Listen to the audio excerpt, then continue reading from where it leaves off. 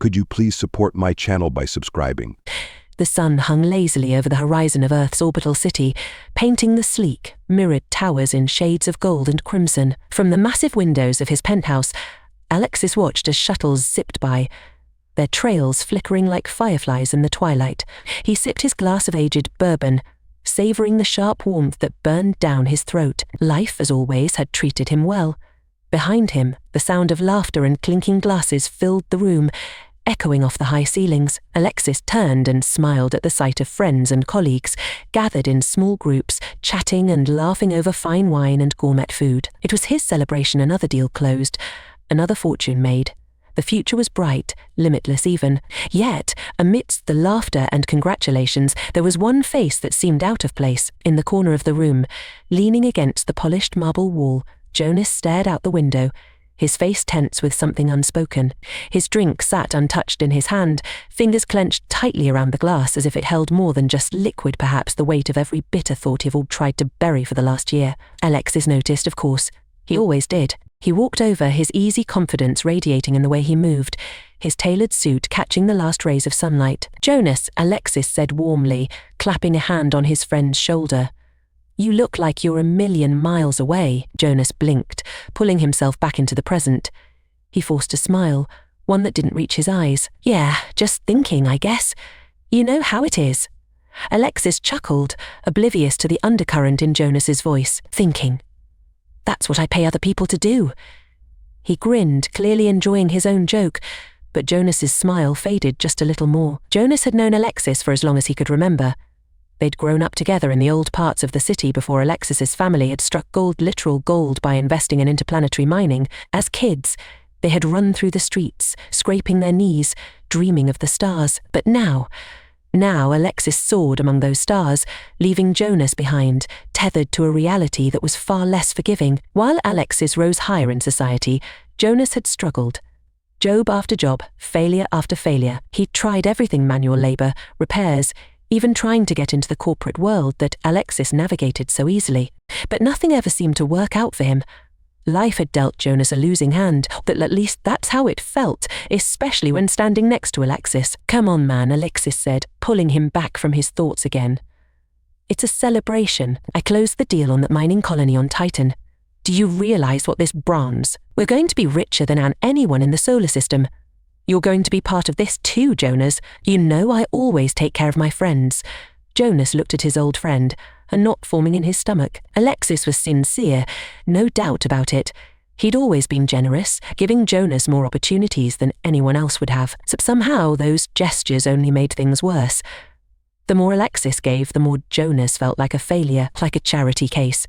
A man who couldn't stand on his own 2 feet. "I appreciate it," Alexis had said, setting his glass down on a nearby table. His fingers were trembling now, though he wasn't sure why. "Really, I do. You don't sound too excited," Alexis teased, not noticing the storm brewing in Jonas's mind. "Listen, why don't you take some time off travel? I'll spot you the credits, no problem. There's this new resort on Mars, top of the line. You and I can know."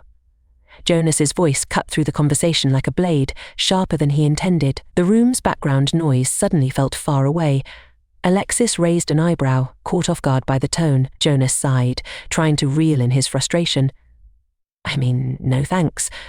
I need to figure things out on my own, you know." Alexis gave him a look, half concerned, half confused. "Jonas, you've got nothing to figure out. I'm telling you we're in this together." But that was the problem, wasn't it? They were never really in this together. Alexis was miles ahead, living in a world Jonas couldn't reach. A world of wealth, power, and success. And no matter how much Alexis insisted they were equals, Jonas knew it was a lie. It was a comforting lie, but a lie all the same. "Thanks, Alexis," Jonas muttered, his gaze dropping to the polished floor. "I think I'm going to head out." "Already? The party's just starting." Jonas forced another weak smile. "Yeah, I'm just tired. I'll catch you later." Alexis didn't push further. He patted Jonas on the back. "All right, man. Let's catch up soon. You need anything, you call me, okay?" Jonas nodded and turned away, making his way through the throngs of smiling faces and lavish decorations. His heart pounded as he passed through the door, stepping into the cool night air of the orbital city. The towering skyscrapers rose around him, shining like jewels suspended in the darkness of space. The streets below bustled with life, yet Jonas felt utterly alone. The knot in his stomach tightened as he walked, his thoughts spiraling deeper into dark recesses of his mind. For years he had tried to swallow the bitterness, the gnawing jealousy that grew with each of Alexis's. She told himself it wasn't Alexis's fault. After all, his friend had never flaunted his wealth in a cruel way, and he'd always offered a helping hand to Jonas, never expecting anything in return. But that was the problem. It wasn't about Alexis flaunting his success. It was about Jonas's inability to escape his own failure. Every kind gesture, every offer of help was a reminder that he was sinking deeper while Alexis soared. As Jonas passed through the city's neon-lit streets, his mind churned with a sense of helplessness he could no longer ignore. The thought had crept in slowly over the last few months, like a parasite whispering in the back of his mind. At first, he had pushed it away, disgusted by its mere suggestion. But now, as he walked further from the party, from Alexis's world, the thought grew louder, more insistent. He didn't deserve this. Not the failure, not the constant struggle. Not when Alexis had everything handed to him on a silver platter. And then, as if the thought solidified in his mind with each step, Jonas realized what he had to do. It wasn't fair. None of it was fair. Alexis had everything: wealth, power, a future, and Jonas had nothing. The jealousy festered, twisting his thoughts into a dark certainty. If Alexis was gone, all of that would be his. The evening sky above Earth's orbital city began to shimmer with the glow of departing spacecraft, each one bound for distant worlds. Jonas stood there for a long time, staring at the stars. He clenched his fists, feeling the cool metal of the railing beneath his hands as he watched the future slip further from his grasp. A plan began to form. A dangerous, twisted plan. Alexis would never see it coming. The days that followed the party blurred together for Jonas. He went through the motions of life, but every moment felt like he was sleepwalking through a nightmare of his own making. The plan, the one he had only dared to think about in the darkest corners of his mind, was starting to take shape. It haunted him. Yet, at the same time, it offered a strange sense of comfort. Jonas knew Alexis's routines like the back of his hand. They had been close for so long that it was easy to anticipate his movements, to know where he would be at any given time. That's what made it possible. That's what made the plan seem in its twisted way like destiny. He told himself that this was for the best. He told himself that Alexis had more than enough, and that no one would even miss him. Jonas repeated it over and over in his head, like a mantra, trying to convince himself that what he was planning wasn't madness. But the truth, buried deep in his heart, was that he knew it was madness. It was betrayal. It was murder. But he didn't care anymore. The night came faster than Jonas expected. The city hummed with its usual energy, lights flickering in the distance as hovercars zipped through the sky. Jonas stood in the shadows near Alexis's estate, the luxurious mansion perched high on a platform overlooking the bustling streets. The estate was a symbol of everything Alexis had built: wealth, success, power. Jonas's heart pounded in his chest as he watched the mansion from afar, hidden behind a row of manicured trees. His fingers tightened around the small vial in his pocket. The contents were potent, lethal. It was an alien toxin he'd purchased on the black market weeks ago. A few drops, and Alexis would fall asleep, never to wake again. The toxin was odorless, tasteless, and impossible to trace. It was perfect. He had rehearsed the plan 100 times in his mind, every step choreographed with precision. Tonight, Alexis was alone.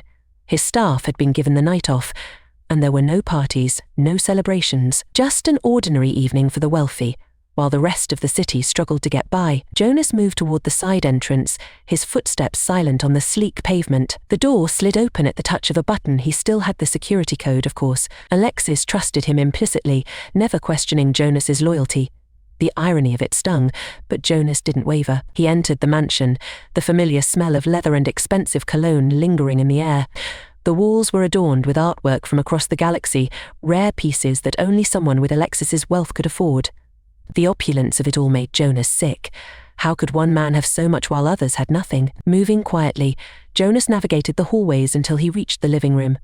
There, seated in a plush chair by the fireplace, was Alexis. He was relaxed, sipping a glass of wine and scrolling through something on his tablet. His face was bathed in the soft glow of the flames, a serene expression on his face, completely unaware of what was coming. Jonas! Alexis looked up, surprised but pleased. What are you doing here, man? I thought you were taking some time off, Jonas forced a smile, his heart pounding in his chest. I was in the area. Thought I'd drop by. Alexis gestured to the chair across from him. Well, come on in. I've got a new bottle of that vintage wine you like. This stuff is supposed to be incredible. I've been waiting to crack it open. Jonas hesitated for a moment, his hand resting on the vial in his pocket. He could still stop this. He could still walk away and pretend nothing was wrong. Alexis was his friend. His best friend. But the jealousy that had festered for years was too strong now, and the thought of walking away felt like surrendering to a life of failure and insignificance. I'd love a glass, Jonas said, his voice steady despite the storm raging inside him. Alexis grinned, standing up to fetch another glass from the bar. As his back was turned, Jonas moved quickly. He pulled the vial from his pocket and carefully uncorked it.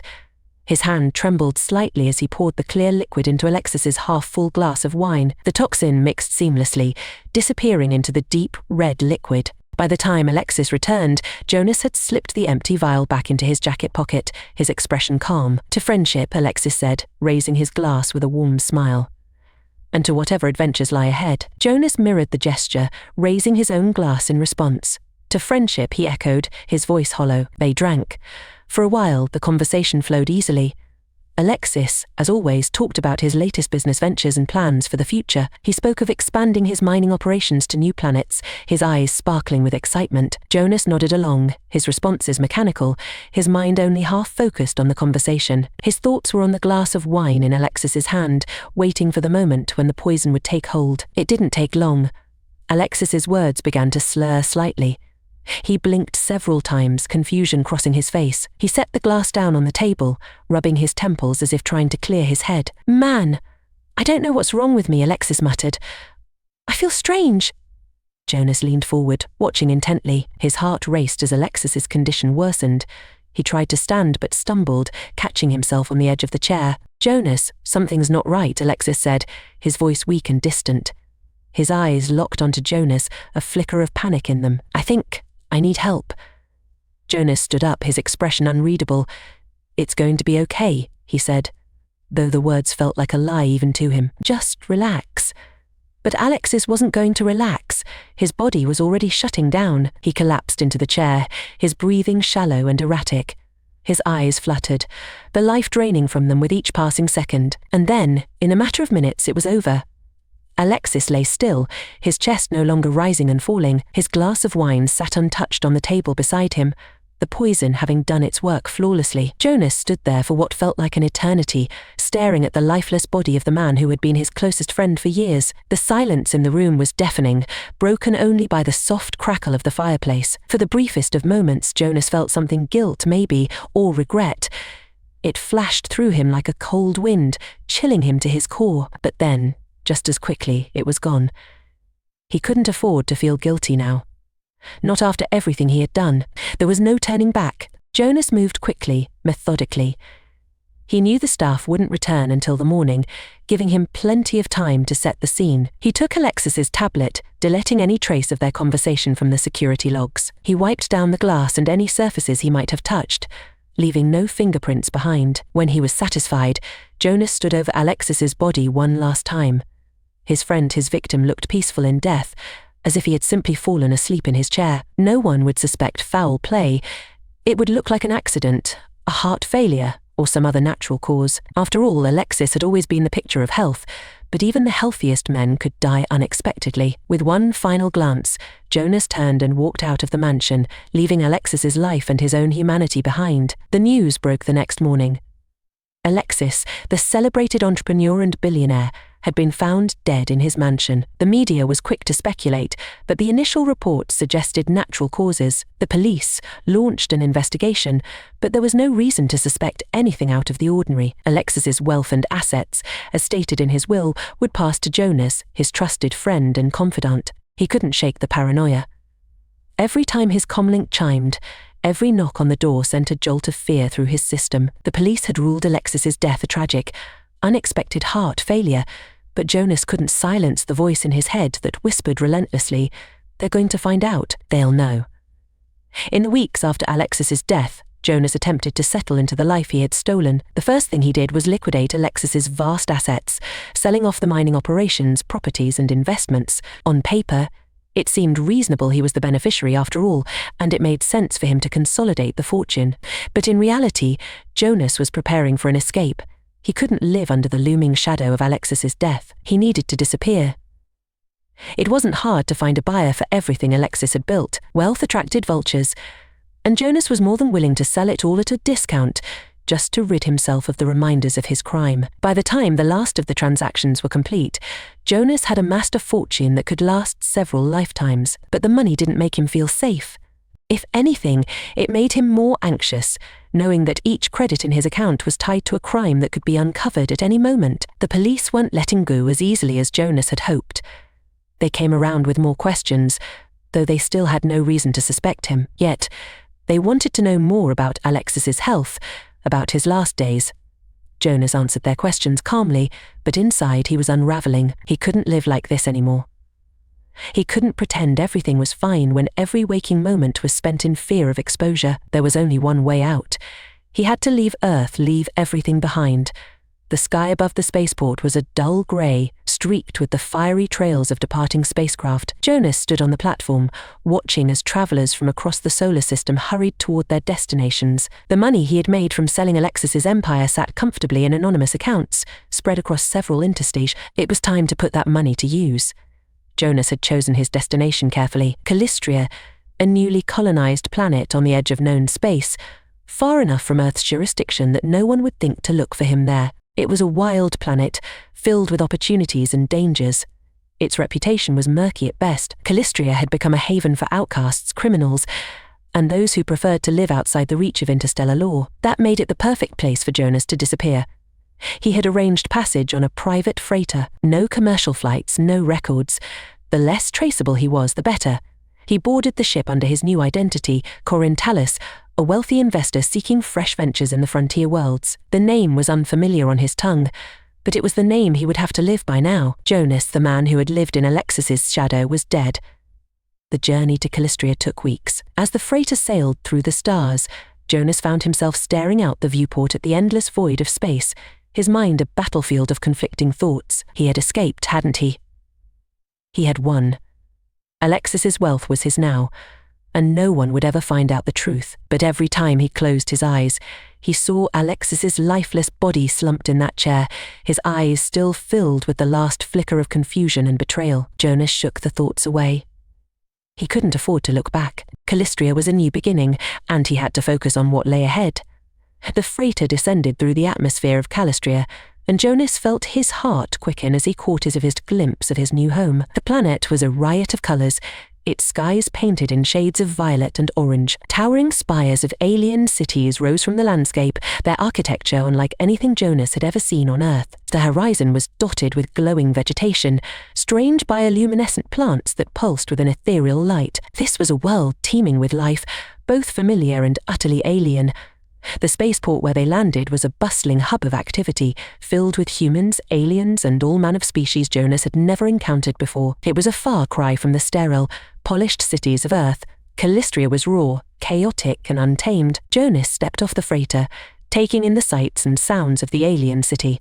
It was a city of contrasts, where sleek starships docked beside crumbling buildings, and wealth mingled with poverty in every corner. Merchants peddled exotic wares, and street performers danced in the neon-lit squares, their bodies adorned with glowing tattoos that shifted and moved with every step. It was overwhelming, but it was also exhilarating. Here he was truly anonymous. No one knew his name. No one knew what he had done.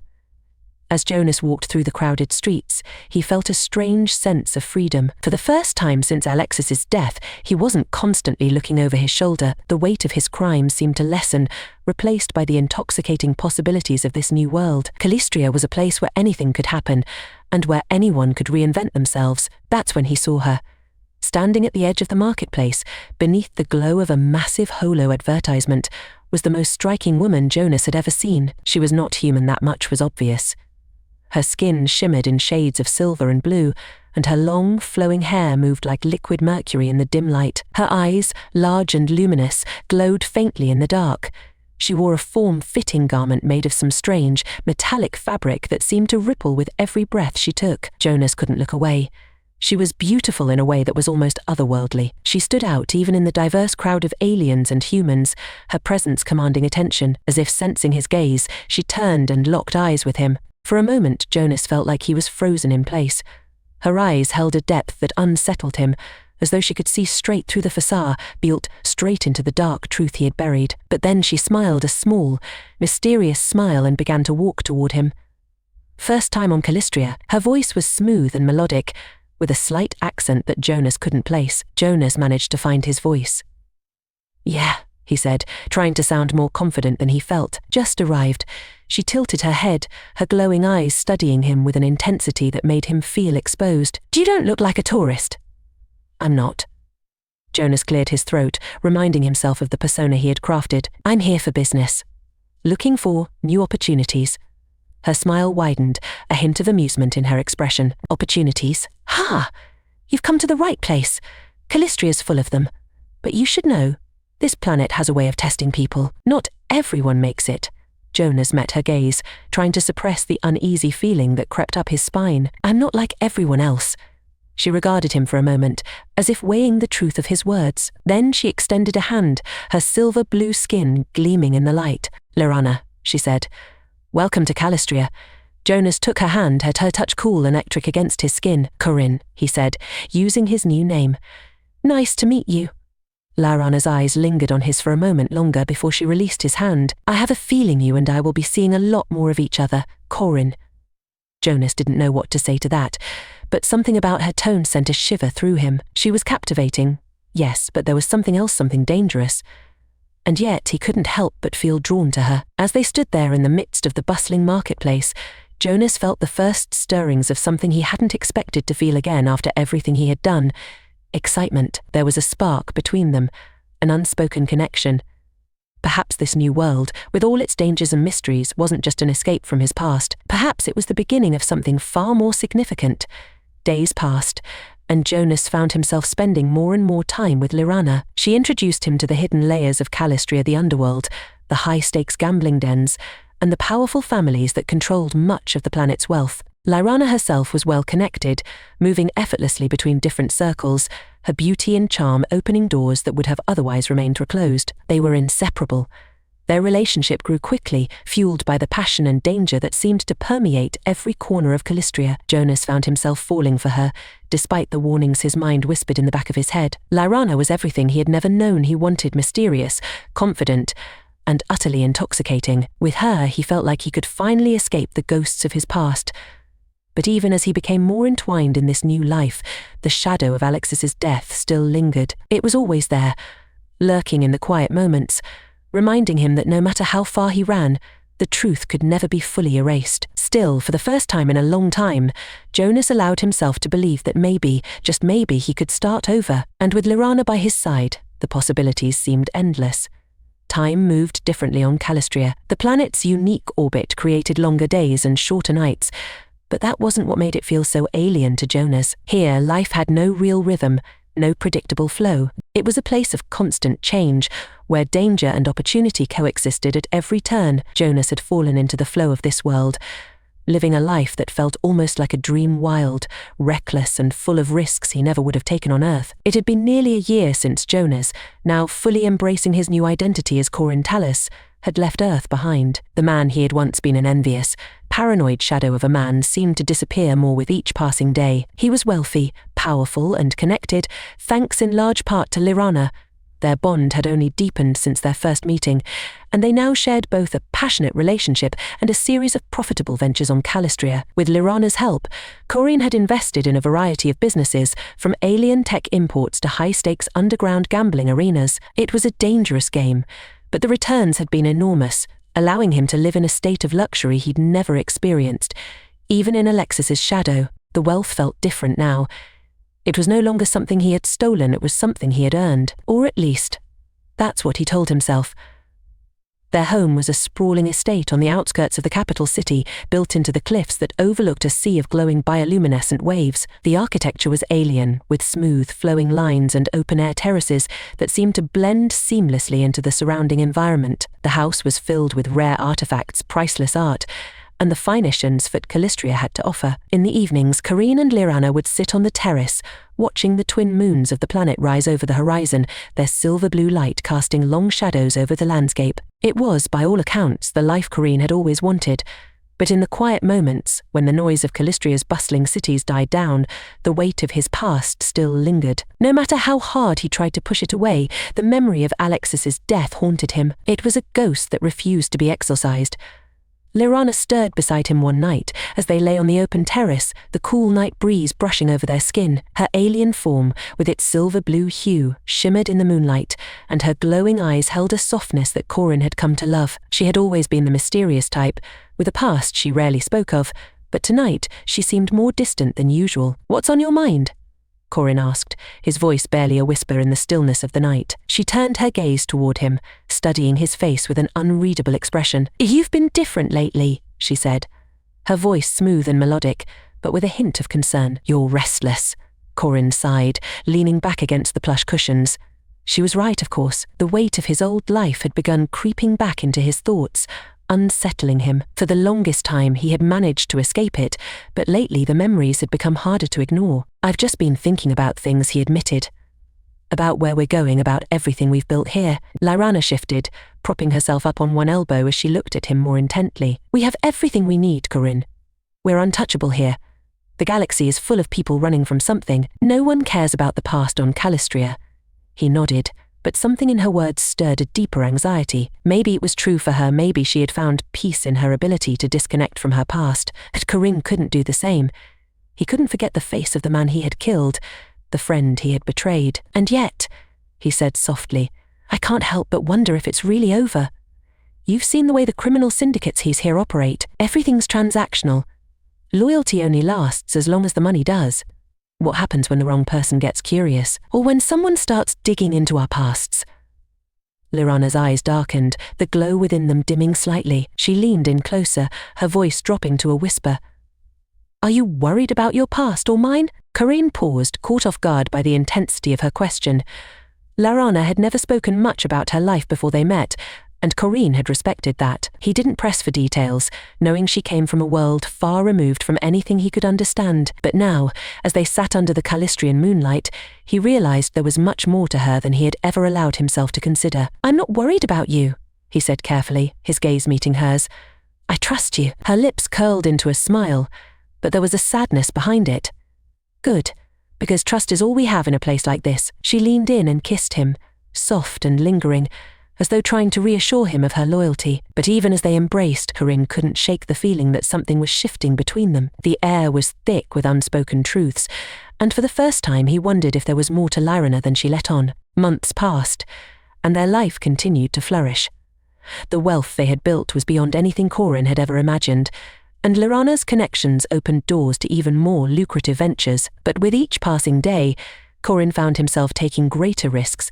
He had always had a gambler's streak, but on Calistria, the thrill of winning and losing became addictive. The underground casinos were everywhere, hidden beneath the polished veneer of the city's elite clubs and hotels. The stakes were higher than anything he had experienced on Earth, and the clientele was far more dangerous. At first, it was just small bets, nothing more than entertainment to pass the time. But soon, Corinne found himself drawn deeper into the world of high-stakes gambling. The rush of winning massive sums of money in a single hand of Valen Curro, an alien card game of chance and strategy, became intoxicating. And when he lost, the desperation to win it back only pushed him further into the abyss. Lyrana had warned him. She had seen the path he was headed down, and though she herself was no stranger to risk, she knew that Calistria's gambling world was a place of destruction. "You don't understand these people, Corinne," she had said one night after he returned from another late evening at the gambling dens. "The ones you're playing with, they don't care about your money. They care about power, and when they decide you owe them, there's no walking away." But Corinne hadn't listened. He had tasted victory, and it was sweet. He told himself he could control it, that he knew how far to push before walking away. But gambling was like quicksand on Calistria. By the time you realized you were sinking, it was already too late. One night, after an especially brutal loss, Corin found himself sitting at the edge of their terrace, staring out over the glowing waves below. His mind was racing, his thoughts a chaotic mess. He had lost everything in a single game. Not just money, everything. All of the wealth he and Lirana had built, the investments, the properties, the status, they were gone, wiped away by a single mistake. He hadn't told Lirana yet. He couldn't bear to see the look on her face when she found out that the life they had built was crumbling beneath them. The door behind him slid open, and Corinne didn't need to turn around to know it was Lirana. She moved quietly, gracefully, her presence as comforting as it was unsettling. "You didn't come to bed," she said softly, her voice laced with concern. Corinne didn't respond right away. He couldn't bring himself to look at her. How could he tell her that the life they had fought for was gone, that he had gambled it all away like a fool? "I lost," he said finally, his voice barely audible. "Everything." There was a long pause. He felt Lirana's presence behind him, felt the weight of her silence. Then, after what felt like an eternity, she spoke. "Everything." He nodded, still unable to meet her gaze. "Everything." Lirana was silent for a moment longer, and then she walked to the edge of the terrace, standing beside him. Her expression was unreadable, but there was no anger in her eyes, only sadness. "I warned you," she said softly, her voice carrying no judgment, only resignation. "This planet has a way of taking more than it gives." Corin swallowed hard, the enormity of his failure settling in like a heavy stone in his chest. "I thought I could handle it. I thought I could control it." Lirana placed a hand on his arm, her touch cool and calming. "It's not the end," she said gently. "We've lost before. We can rebuild. But you need to understand something, Corin.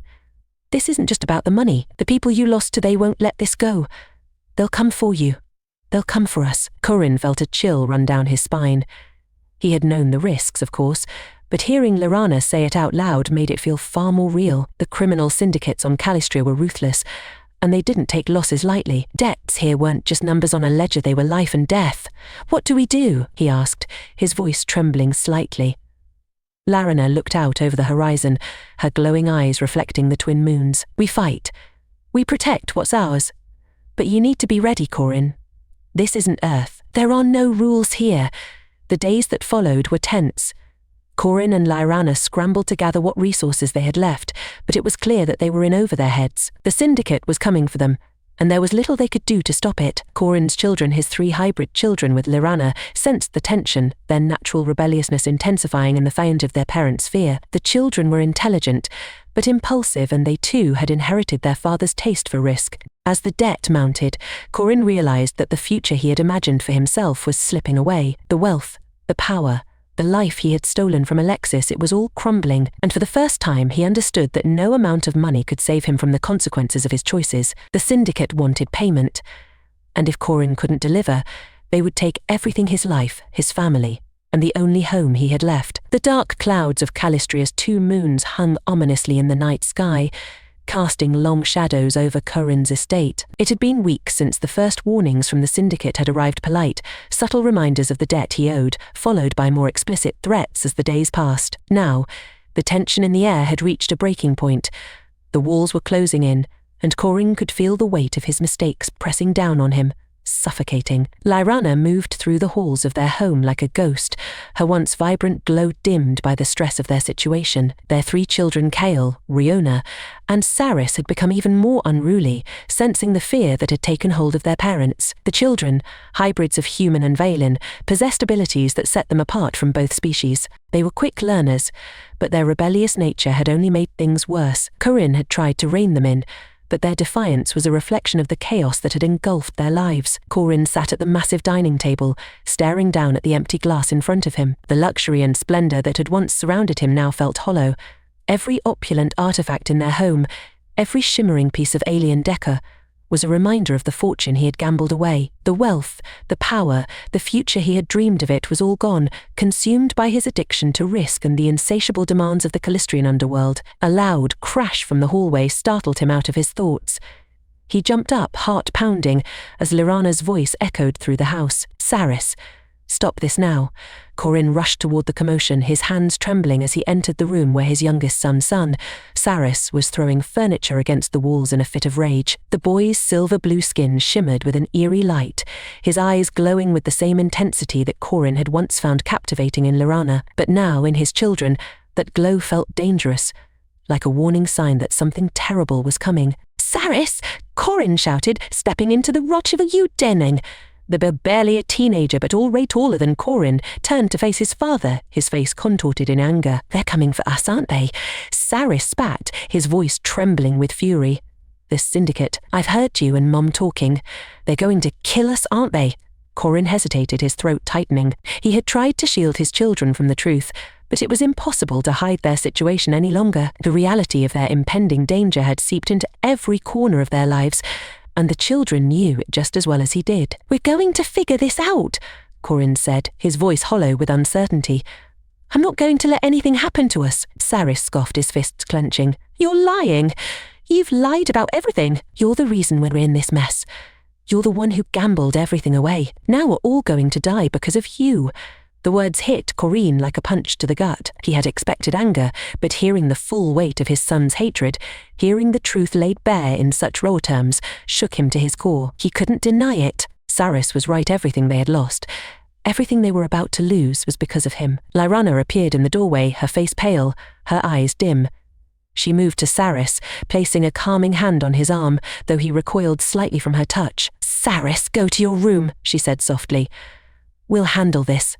The boy glared at his father one last time before storming out of the room, his footsteps heavy and angry as they echoed through the house. Corin stood there, staring at the floor, his heart pounding in his chest. He could feel Lyrana's eyes on him, and he didn't have the strength to meet her gaze. "You need to tell them the truth, Corin," Lyrana said quietly. "They deserve to know what's happening. You can't protect them from this." Corin swallowed hard, still unable to lift his head. "I never wanted this. I never wanted it to come to this." Lyrana's expression softened, but there was a coldness in her voice that he had never heard before. "I know, but it doesn't matter what you wanted. We have to deal with what's in front of us now." She turned to leave the room, but paused in the doorway. "I'm meeting with someone tomorrow, a friend. She might be able to help us, but it's risky. If we're going to survive this, we'll have to trust each other completely." Corin finally looked up, meeting her glowing eyes. "I trust you." Lyrana gave him a long, searching look. Ben nodded. "We'll see." The next morning, Corin sat at the kitchen table with his 3 children, their faces a mix of anger. Kale, the eldest, had always been the most level-headed, though even he seemed shaken by the tension that hung in the air. Riona, the middle child, sat with her arms crossed, her eyes darting between Corin and Lyrana as if waiting for answers they had failed to give her. Saris, still simmering from the argument the night before, refused to make eye contact, staring at the floor with clenched fists. Corin cleared his throat, the weight of the moment pressing down on him. He had to tell them the truth. They deserved to know the full extent of the danger they were in. "I know you're all angry," he began, his voice strained, "and I know you've heard bits and pieces of what's been going on. But now it's time for you to understand the whole truth." He paused, searching for the right words, but there were none. There was no way to soften the blow of what he was about to say. "We're in debt," Corin continued. "A lot of debt. I've made some mistakes, terrible mistakes. I thought I could handle it, but I couldn't. The people I owe, they're not like anyone you've dealt with before. They're dangerous, and now they're coming for us." The room fell silent, the air thick with tension. Kale's eyes narrowed, his jaw tightening. "How much do you owe?" Corin hesitated. "Enough that we can't pay them back. They'll take everything." Riona's voice was soft but sharp, cutting through the tension like a blade. "And what happens to us?" Corin looked at Lyrana, who had been standing by the window, her expression unreadable. She stepped forward, her voice calm and steady. "We're not going to let anything happen to you. I have connections, people who might be able to help us. But it's dangerous, and there's no guarantee it will work." Kale's eyes flashed with anger. "You've been lying to us this whole time. You said we were safe here. You said everything was fine." Corin's heart sank. He had wanted to protect them from the truth, but in doing so, he had only made things worse. Now they were facing the consequences of his lies, and he didn't know how to fix it. "I thought I could fix it," Corin said quietly, his voice barely audible. "I thought I could keep you safe, but I was wrong." For a long moment, no one spoke. The weight of the situation hung heavy in the air, suffocating them all. Finally, Kale stood up, his expression hard and determined. "What do we do now?" Corin looked at his son, seeing the fear hidden behind his anger. They were all afraid. And for the first time in his life, Corin didn't have the answers. "We wait for Lyrana's contact," Corin said, his voice weak. and we hope they can help us." That night, the attack came. It was swift, brutal, and without warning. The syndicate had grown tired of waiting. Corin had expected more time, another few days, at least, but the Callistrian underworld didn't operate on mercy or patience. The estate's alarm system blared, its piercing shriek waking Corin from a restless sleep. He bolted upright, his heart pounding in his chest as the sounds of gunfire echoed through the halls. The syndicate's enforcers had broken through the outer defenses, and they were already inside. "Lyrana!" Corin shouted, scrambling out of bed as the sound of footsteps thundered toward their bedroom. He rushed to the door, flinging it open just as Lyrana appeared in the hallway, her glowing eyes wide with fear. "They're here," she said, her voice tight with urgency. "We need to get the children." Now Corin didn't hesitate. They sprinted down the corridor, the sounds of battle growing louder with each step. As they reached the children's wing of the estate, they found Kale, Riona, and Saris already awake, standing in the middle of the hallway, their eyes filled with terror. "What's happening?" Riona asked, her voice trembling. "There's no time to explain," Corin said, grabbing her by the arm. "We need to get out of here." But as they turned to flee, the door at the end of the hall exploded inward, and a group of armed syndicate enforcers stormed into the room. Their weapons were trained on Corin and his family, and for a moment everything seemed to freeze. "Stay where you are!" One of the enforcers barked, his voice cold and mechanical through the helmet of his combat suit. Corin felt his heart drop into his stomach. This was it. This was how it ended. But before he could react, Lyrana stepped forward, her eyes glowing with an intensity Corin had never seen before. "Run," she whispered, her voice barely audible over the chaos. "I'll hold them off." Corin's eyes widened. "What are you talking about? We can't leave you go." Lyrana shouted, her voice rising to a terrific pitch. The air around her seemed to shimmer with energy, and for the first time, Corin realized the full extent of her power. There was no time to argue. Kale grabbed his younger siblings, pulling them toward the back exit as Corin watched in horror as Lyrana stepped forward to face the enforcers alone. The last thing he saw before the door slammed shut behind him was the blinding light of Lyrana's power exploding outward, enveloping the entire hallway in a brilliant flash. The air outside the estate was cold and sharp, filled with the sounds of distant explosions and gunfire. Corin stumbled through the dense jungle like flora surrounding the cliffs, his mind numb with shock and fear. The children were close behind him, their footsteps hurried and panicked as they tried to keep up. The glow from Callistria's twin moons cast long shadows over the rugged terrain, making it difficult to navigate, but there was no time to stop. Lyrana's last command echoed in his mind, "Run." They had made it out of the estate through a hidden passage in the cliffs, a tunnel Lyrana had insisted they install in case of emergencies. Now, that foresight was the only thing keeping them alive.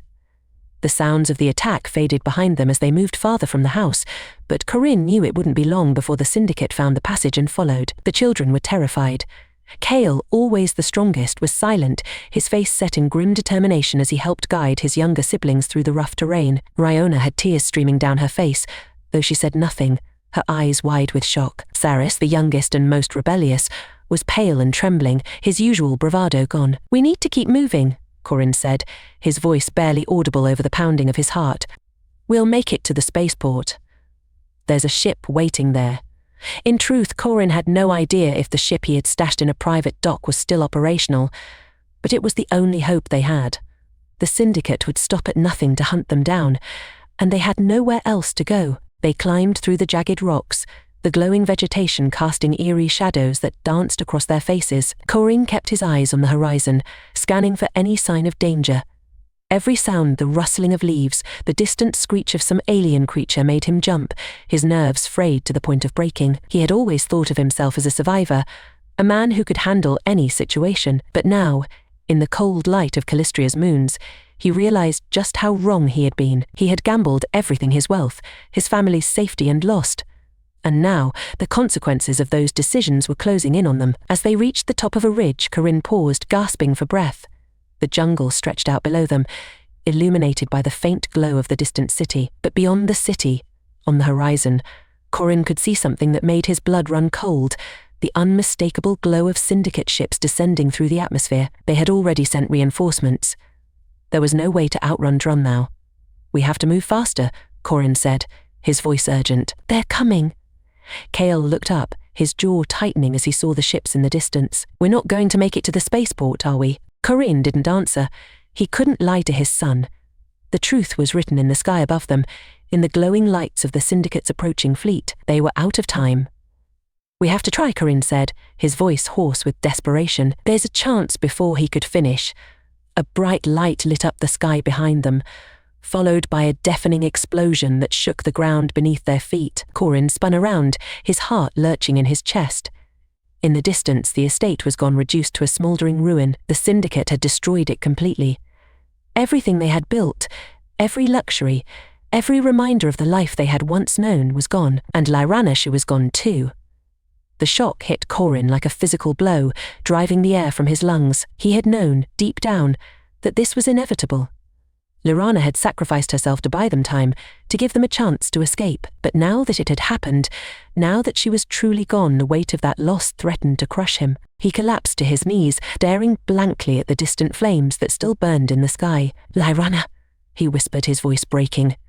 His mind flooded with images of her glowing eyes, her soft laughter, the way she had always known how to calm his fears. She had been the light in his dark world, the one who had given him a second chance at life. And now she was gone, lost to the violence that had engulfed their lives. Cale grabbed his father's arm, pulling him up roughly. "Dad, we can't stop. They'll be here any minute."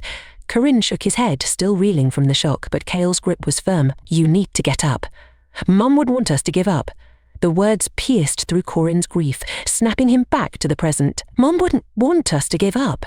He knew Cale was right. Lyrana had given her life so they could escape, and if they stopped now, that sacrifice would be for nothing. He rose to his feet, his body shaking with the effort.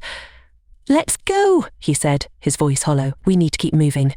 The spaceport was a sprawling, chaotic maze of docking bays and cargo containers, its neon lights casting an artificial glow over the dusty streets. By the time Corinne and the children arrived, the sun was beginning to rise, casting a dim light over the horizon. The port was already bustling with activity: merchants, travellers and smugglers preparing for the day's business. But Corinne's mind was focused on one thing: reaching the ship that could take them far away from Calistria. They moved through the crowded streets, keeping their heads low, trying to blend in with the sea of faces. Corinne led them toward the private docks, where his ship, a small, fast freighter, was hidden away. It had been their escape plan from the beginning, a precaution that Lyrana had insisted they take when they first arrived on the planet. Now, that ship was their only hope of survival.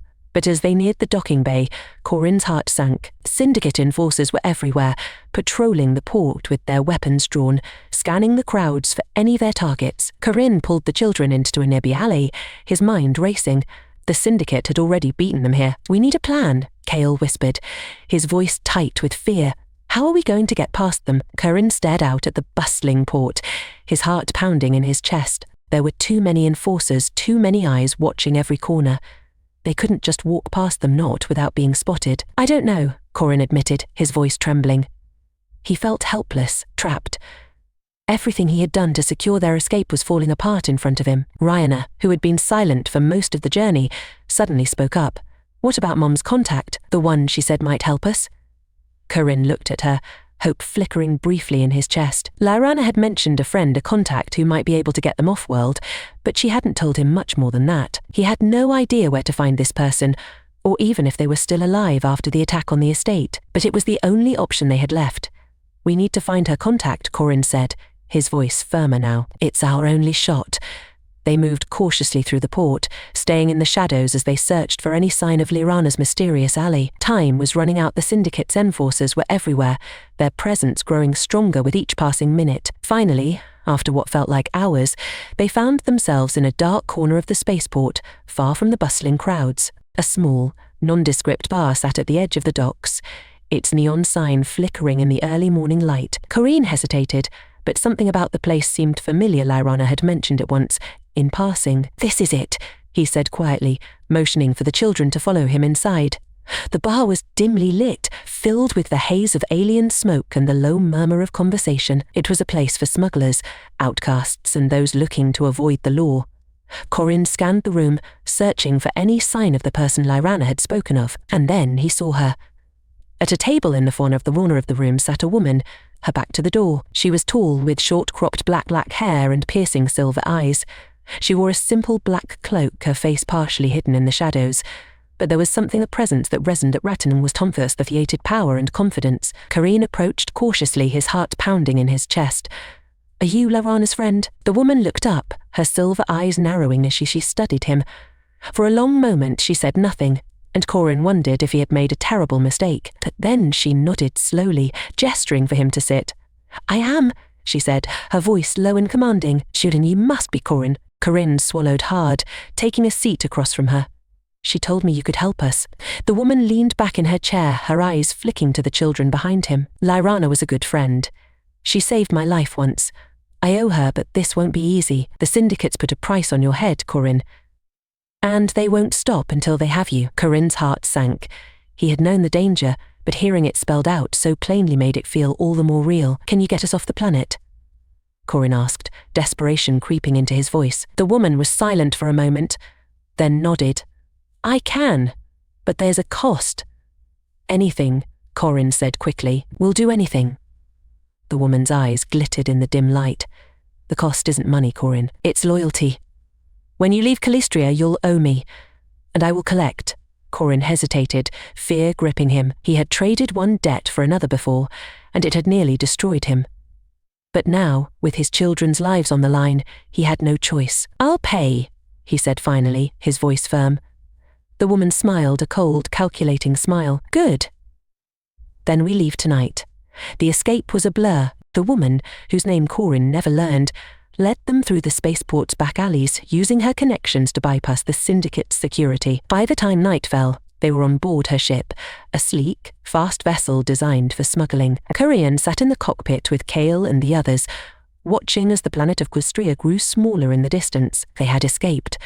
But at what cost? As the stars stretched out before them, Corin couldn't shake the feeling that they had only delayed the inevitable. The syndicate wouldn't stop. They would come for him, no matter where he ran. And now, he was in debt once again to a woman whose power and influence were still a mystery. But for now they were alive, and that was enough. As the ship sailed through the void of space, Corin closed his eyes, the weight of everything that happened pressing down on him. Alexis Lyrana, the children, everything had been torn apart by his greed and his choices. And now, with nowhere left to run, he knew the true price of his envy had yet to be paid. The silence of space was absolute.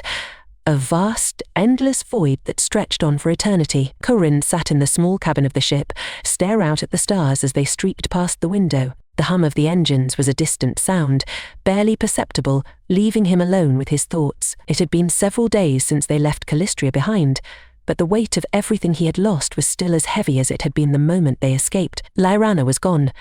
The woman who had given him a new life, the mother of his children, the only person who believed truly understood him, she was dead, and he had been powerless to save her.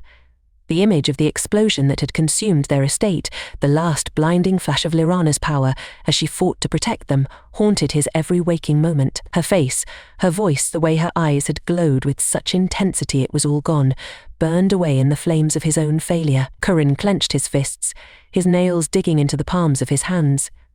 He had thought he could outrun his past, that he could build something new on Calistria, but his greed, his arrogance, had destroyed everything. And now, with Lyrana gone and his children's futures uncertain, all he had left was the bitter truth. He had caused it all. The door to the cabin slid open, and Corin didn't need to turn around to know it was Kale. His eldest son had been distant since they left Calistria, the weight of his mother's death and their near escape hardening the boy in ways Corin could only imagine. Kale had always been strong, mature beyond his years, but now there was something darker in his eyes, a hardness that reminded Corin all too much of his own reckless youth. "Dad," Kale's voice was steady, but there was an edge to it that Corin recognized anger, simmering just below the surface. "We need to talk." Corin didn't respond immediately. He kept his gaze fixed on the stars, his mind racing with everything he wanted to say but couldn't find the words for. Finally he spoke, his voice hoarse with exhaustion. "What is it?" Kale stepped into the room, crossing his arms over his chest. He was nearly as tall as Corin now, his lean frame and sharp features a perfect blend of his human and Valen heritage. His silver blue eyes, inherited from Lyrana, glowed faintly in the dim light of the cabin. "We're out here in the middle of nowhere," Kale said, his tone accusatory. "We have no idea where we're going or we are. You've made a deal with some woman we don't even know, and we're just supposed to trust her. After everything that's happened." Corin let out a heavy sigh, his shoulders slumping. He had expected this conversation to come, But he wasn't ready for it. "I did what I had to do to get us off Calistria," he said, his voice quiet. "You know as well as I do that we didn't have any other options." Kyle's jaw tightened. "And now what?" "We're just going to live our lives running from the syndicate. You gambled everything away, Dad. Everything Mom built. Everything we had, it's gone. And for what? A few credits, some fleeting sense of power." Corin flinched at his son's words, but he couldn't deny the truth in them. Cale had every right to be angry. They had lost everything, and it was his fault. The price of his envy had cost him more than he could ever repay. "I know," Corin said, his voice barely above a whisper. "I know I failed. I know I ruined everything. But I'm trying. Trying isn't enough." Cale snapped, his voice rising in anger. "Mum's dead because of you. Do you even care? Or are you just going to keep running until the syndicate finally catches up to us?" The words hit Corin like a physical blow. He turned to face his son, his eyes filled with a mixture of pain and regret. "Of course I care," he said, his voice trembling. "I loved your mother more than anything in this universe. Don't you dare think for a second that I don't care." Cale's expression softened slightly, but the anger still lingered. "Then what are we going to do? We can't just keep running." Corin looked away, his mind swirling with the weight of their situation. He didn't have an answer for Cale. Everything he had planned, everything he had tried to build, it had all fallen apart, and now they were adrift, lost in the vastness of space with no clear direction. "I don't know," Corin admitted, his voice barely a whisper. "I don't know what we're going to do." Cale stared at him for a long moment, the tension in the room palpable. Finally, he shook his head and turned to leave the cabin. "You'd better figure it out, Dad," he said over his shoulder, "because we can't keep living like this." As the door slid shut behind him, Corin slumped back in his chair, burying his face in his hands. Cale was right. They couldn't keep running. But what choice did they have? The syndicate's reach was vast, and they would never stop hunting them. And the woman who had helped them escape Liana's mysterious contact was still an enigma. He didn't know what she wanted, or what price she would demand when the time came to collect on the debt. Corinne's mind raced with possibilities, but no matter how hard he tried, he couldn't find a way out. The walls were closing in, and with each passing day the noose tightened around them. The ship drifted through space for several more days, the tension between Corin and his children growing with each passing hour. They had nowhere to go, no destination in mind. They were simply running, hoping to stay one step ahead of the syndicate, but Corinne knew it couldn't last forever. The syndicate's reach extended across the galaxy, and eventually they would find them. The mysterious woman who had helped them, her name was Naira. A name Lirana had only mentioned in passing, was an elusive figure she had kept to herself during the journey, speaking only when necessary and offering little in the way of explanation. Corinne had tried to ask her more about her connection to Lirana, but Naira had deflected his questions, her silver eyes cold and distant. One evening, as the ship sailed through the darkness of space, Naira finally approached Corin. He was sitting in the cockpit, staring blankly at the control panel, his mind lost in thought. Naira's presence was quiet but unmistakable. Corin looked up as she entered, her black cloak billowing slightly as she moved with a grace that reminded him of Lirana. "It's time we had a talk," Naira said, her voice smooth and commanding. She sat across from him, her piercing eyes studying his face. "You've been running, Corin, but running won't solve your problems." Corin sighed, rubbing his temples. "I don't have a choice. The syndicate isn't your real problem," Naira interrupted, her tone firm. "Your real problem is that you don't know what you want. You've been chasing wealth, power, running from the ghosts of your past, but you've never once asked yourself what you actually need." Corin frowned, her words cutting deeper than he cared to admit. "What I need is to protect my family. That's all that matters." Naira raised an eyebrow, her lips curling into a small, knowing smile. "Is that what you've been doing? Because from where I stand, it seems like you've been doing the opposite. Your choices, your greed have only put them in more danger." Corin clenched his fists, frustration boiling up inside him. "I didn't ask for your judgment." Naira's smile faded, and she leaned forward, her eyes locking onto his with an intensity that made his pulse quicken. "This isn't about judgment. It's about survival. And if you want to survive, if you want your children to survive, you need to understand the truth." Corin stared at her, his heart pounding in his chest. "What truth?" Naira's gaze softened slightly, though her expression remained serious. "Lirana was more than just your partner, Corin. She was part of something much larger than you realize. And now, whether you like it or not, you and your children are part of that too." Corin's mind raced, confusion and fear swirling inside him. "What are you talking about? What was she involved in?" Naira hesitated. as though weighing how much to reveal. Then, with a deep breath, she spoke. Lyrana was a member of a secret faction and underground resistance, if you will. They've been fighting against the Syndicate's control for years, working in the shadows, trying to destabilize the power structures that have kept entire star systems under their thumb. Her work was dangerous, and she kept it hidden from you to protect you. But now that she's gone, the Syndicate sees you as a loose lass. And they're not just after you for your debts, they're after you because of what Lisavoja. Corin felt a chill run down his spine. What did she know? Naira's eyes darkened. She knew how to bring them down. Corin stared at her, his mind reeling. Lyrana, the woman he had loved, the mother of his children, had been part of a secret war against the Syndicate. It didn't seem possible. She had always been so careful, so private. He had known she had secrets, but this was beyond anything he had imagined. What do we do now? Corin asked, his voice trembling. Naira leaned back, her expression calm but serious. We fight. We finish what Lyrana started. Corin's heart pounded in his chest. He had never been a fighter. He had always run from danger, always taken the easy way out. But now, with nowhere left to run, with his children's lives hanging in the balance, he realized that there was no other choice. For the first time in his life, he would have to stand and fight.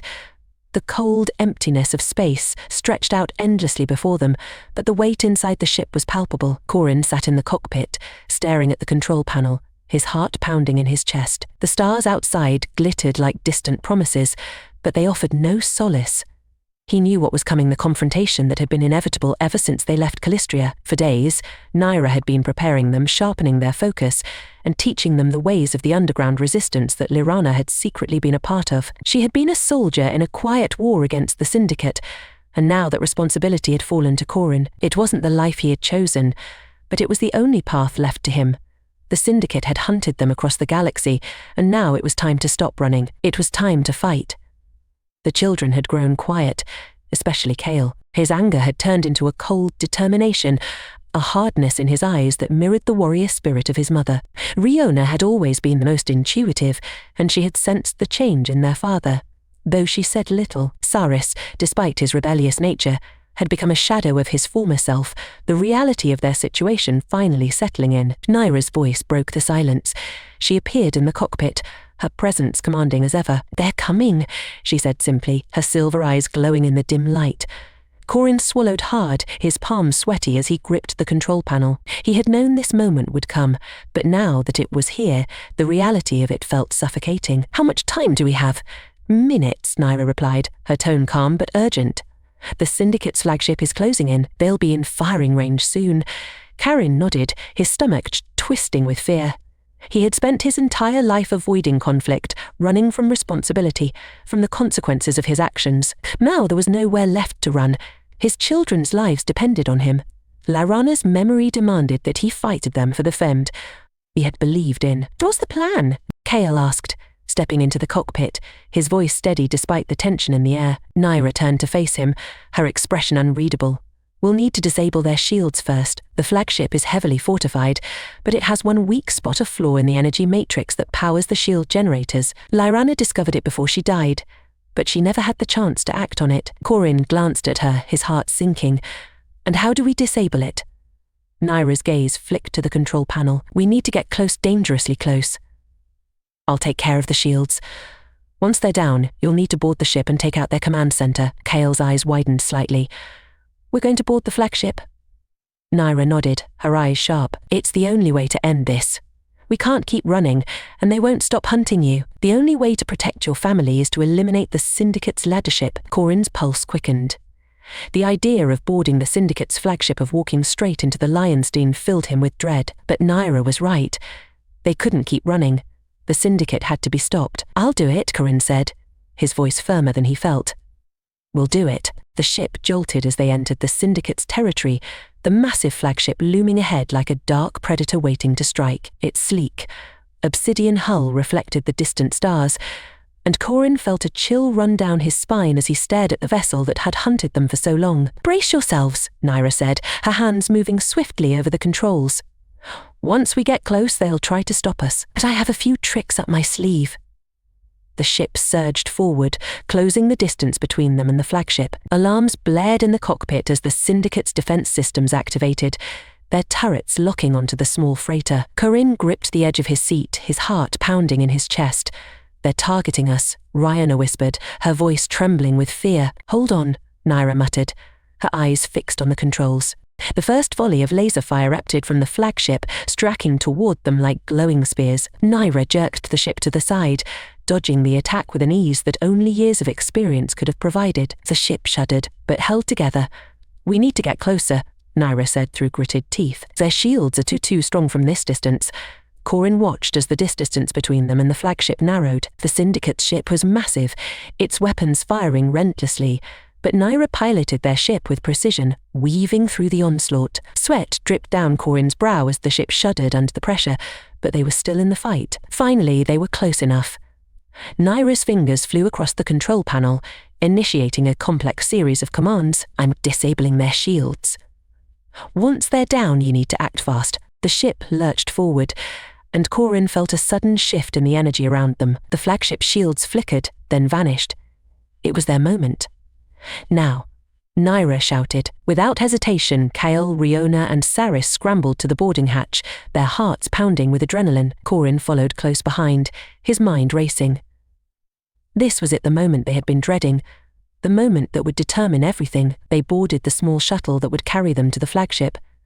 The door hissed shut behind them, and Corin felt the tight knot of fear in his chest growing. He glanced at his children, seeing the same fear reflected in their eyes, but also something else, resolve. They had come too far to back down now. The shuttle rocketed toward the flagship, darting through the gaps in its defenses. Corin's breath came in shallow gasps as they approached the docking bay, the massive doors sliding open to receive them. The shuttle touched down with a jarring thud, and for a moment everything was still. "This is it," Corin said, his voice barely a whisper. "Stay close."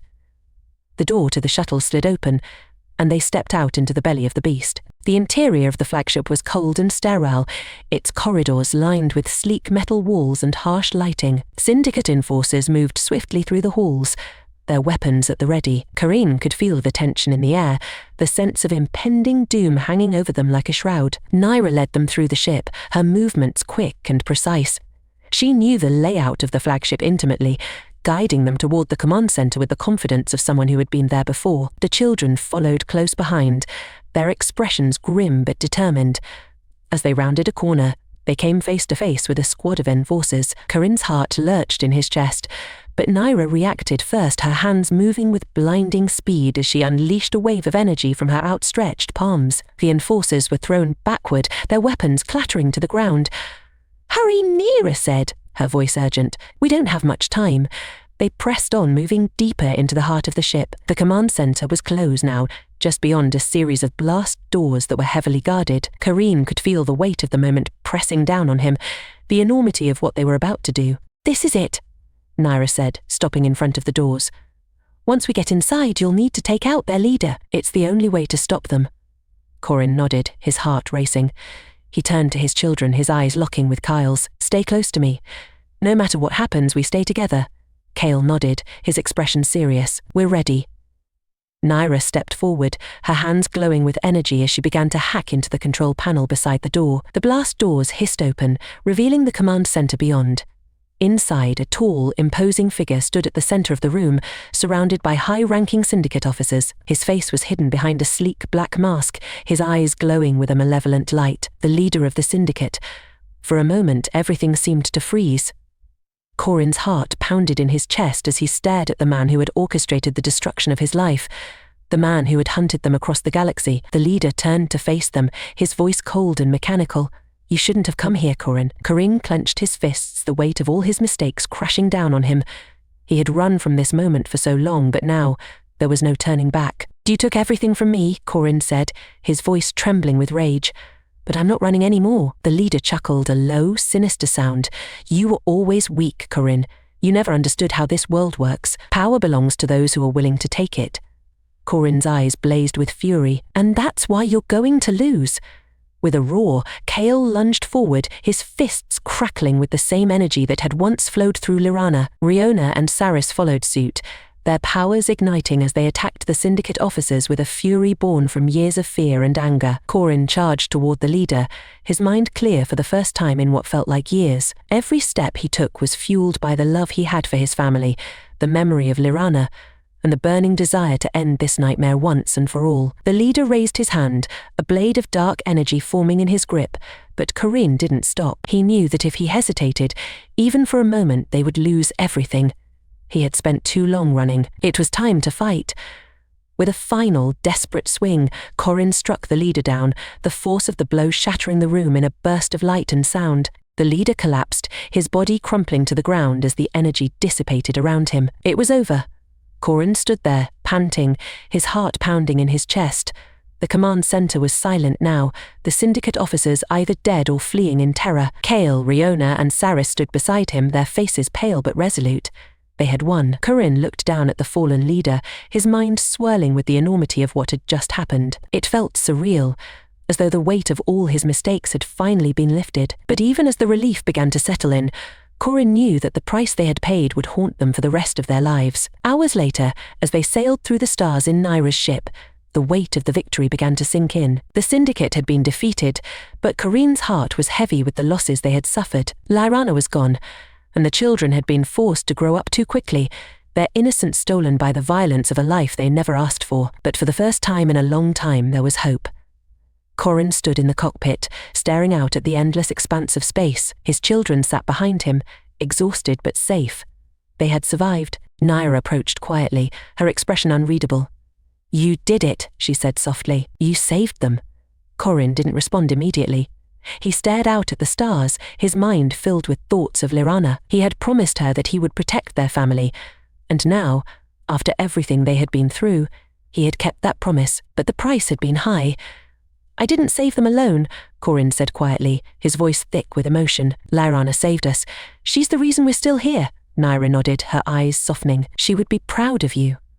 Corin swallowed hard, the weight of her words settling in his chest. He had made so many mistakes, but in the end he had found the strength to fight for the people he loved, and that, more than anything, was the legacy Lyrana had left behind. As the ship sailed into the stars, leaving the remnants of the syndicate behind, Corin allowed himself to feel something he hadn't felt in a long time: peace. The future was uncertain, but for the first time, it felt like they had a real chance to rebuild, to start over, and for Corin, that was enough.